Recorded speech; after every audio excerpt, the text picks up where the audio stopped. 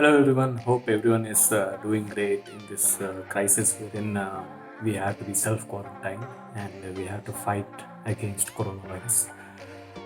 Me and my wife have been doing the same thing, self-quarantine um, for about a week now.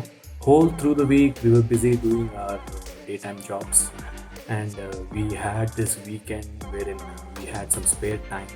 I hope everyone is doing great and this is the time when you cannot let negativity affect you and you have to involve yourself in something productive. So that is what we are doing now.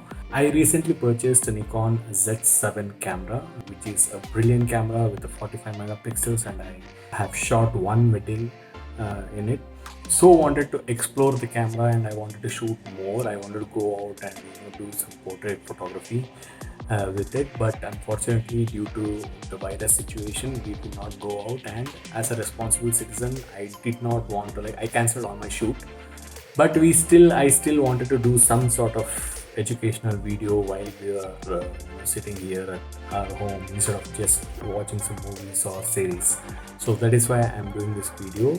Today we are going to show you some examples of studio lighting, indoor studio lighting. This is not something that I invented or I found out. It's all there in the internet already. It's all tried and trusted methods. I'm just here to show you few setups that you can do at your home with whatever equipment that you guys have. Although I'm going to show you one light setup, two light setup and three light setup. You can take away whatever you can from this video and you can shoot, and the possibilities are infinite. You can do any sort of combination, soft light, hard light, and any such combination, and you can create your own portrait lighting. I hope that this video is of use for someone out there, and hope you guys learn something new today. So let's go ahead and check what are the equipments that we are going to use today. So the first light that I'm going to use as my main light is AD600Pro. As you can see, it's a very powerful strobe of 600 watts. It has a modeling lamp on. Since it's a very heavy strobe, I'm using it on the Harrison's heavy duty stand, which is actually called Bahubali stand, which is quite sturdy and quite heavy, which makes sure that your equipment is safe whenever you are mounting it on it. But also it's not something very handy which you cannot carry with your backpack. I'm using a Godox 80 centimeter, I guess 80 centimeter softbox along with a grid. So we use grid so that we can direct the light towards a point. Using one grid will decrease the angle of the light 10 degrees, I guess. So it helps you concentrate the light on the subject and not spread everywhere else. Second light and the fill light, whatever you want to call that, I'm using is Godox AD200 here. This is a 200 watt light, and you can see that I'm using it with a softbox, and I'll tell you how to use it with and without the softbox. And I'm using it on a regular Shopee stand. I don't know, I got it for like 500 rupees here. It's a very simple and it's a very lightweight stand, which is okay for such lightweight strobes. AD200 and the latest version AD200 Pro is are so light and so versatile that you can use it even outdoors.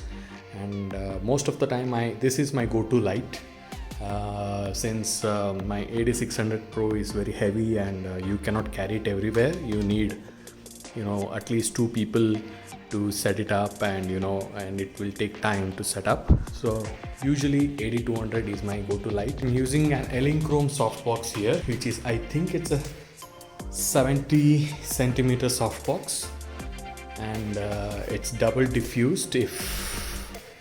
If you see inside, I don't know if you can see, there is one more layer of diffusion which I'm using it, and I'm quite happy with this Elinchrom softbox. The cloth here feels of premium quality. Even the diffuser inside is made up of premium quality material, so the light fall on the subject is very smooth, very buttery smooth kind of a thing. So this is one of my favorite softbox that we have. My third light is a Godox V860 flash. This is a flash which you can use on your camera as well. I'm using it along with Celens. I think it's a Chinese rip-off of Magmod. Although I have Magmod, I have a brand new Magmod box. I don't want to use it because I had this open, and I'm using it along with the Mag box.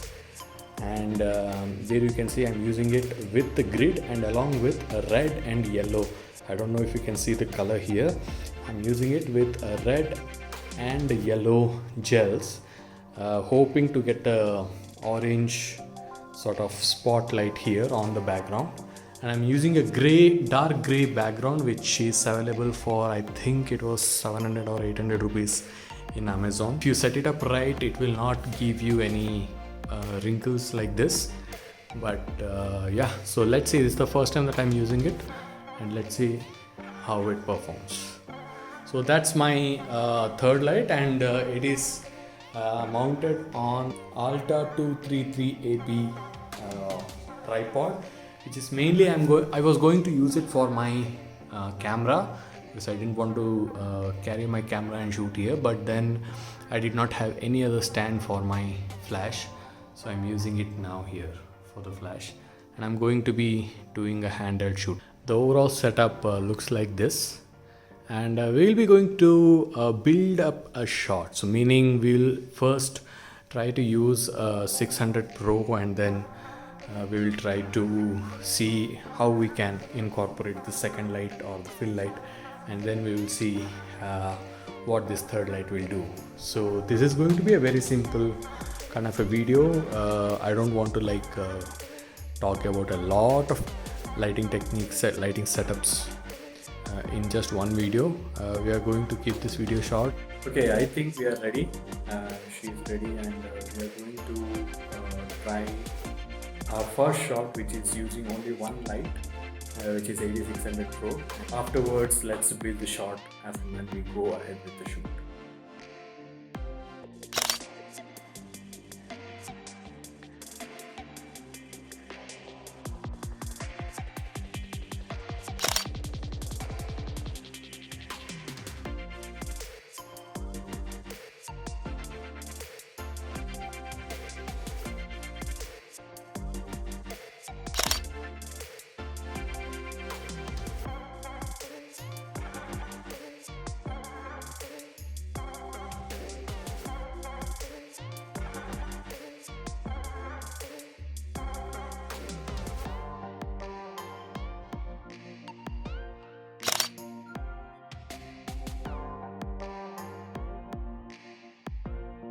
Okay, so that was the one light setup that we did, and you can see that it's a good starting setup. Even if you have just one light, one flash, you can try this, and it's definitely a decent portrait that we have got, with nice fall off of the light, and also we have got nice shadows which you can definitely enhance with minimal retouching in Lightroom. So now we are going to set up the second light as well. So this second light, we can do two kind of setup, wherein we can have the light very powerful to match the power of the first light. That will give you a uniform lighting over the model's face, or you can just use the second light as a fill light, wherein you just have to brighten the shadow area, so you can just keep the power to very minimum, and you can still get the depth in the photo. Let's go ahead and shoot.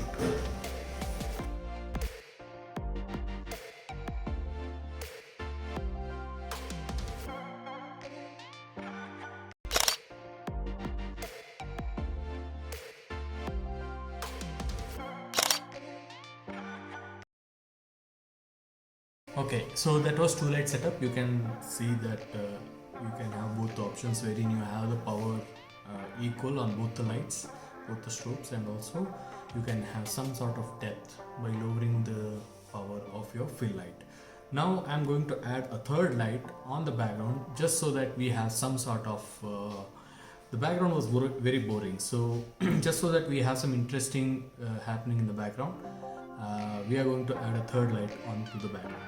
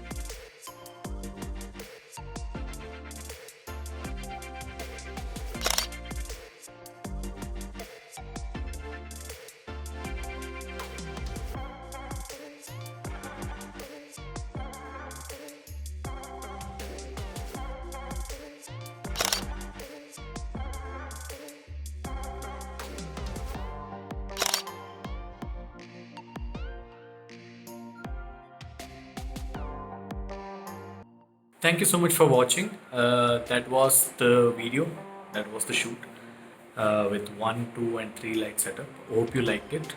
Hope you learned something new.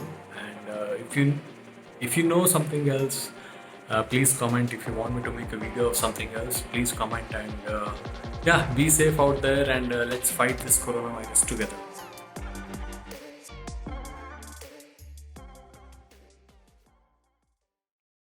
This day, today is March, I think 20th.